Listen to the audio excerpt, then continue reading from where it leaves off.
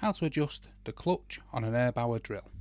So if you're in this setting, this is hammer mode, then this is drill mode, and this is screw mode. And the clutch is not activated in hammer or drill mode. It's only activated in screw mode. So this section here is the clutch, and once you're in screw mode, it's then activated, and it goes, as you can see, 1 all the way up to 20 on this version. So what does it actually do? So if we're in setting 1, when you're drilling and the clutch hits resistance to this torque level, the clutch kicks in and the chuck itself stops spinning. So you no longer drill any deeper. And so this is ideal for when you are drilling screws and you don't want the screw to go too deep.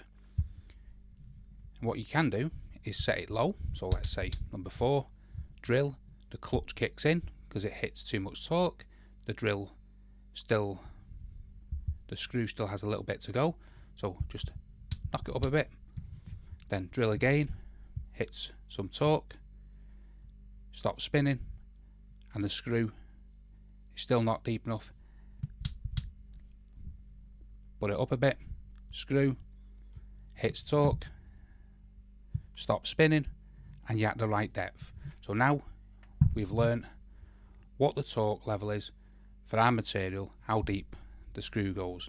So now you can just screw, and you know you won't overdrive the screw into the timber or whatever you're drilling into.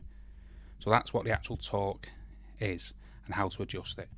So the higher the settings you go, the more force it'll take to stop the chuck itself spinning. And that's how easy the actual clutch on an Erbauer drill works, and any other cordless drill like this. So hopefully that explains how to adjust the clutch on an Erbauer drill and how it all works. If it does, smash the like, smash the subscribe, and thanks for watching.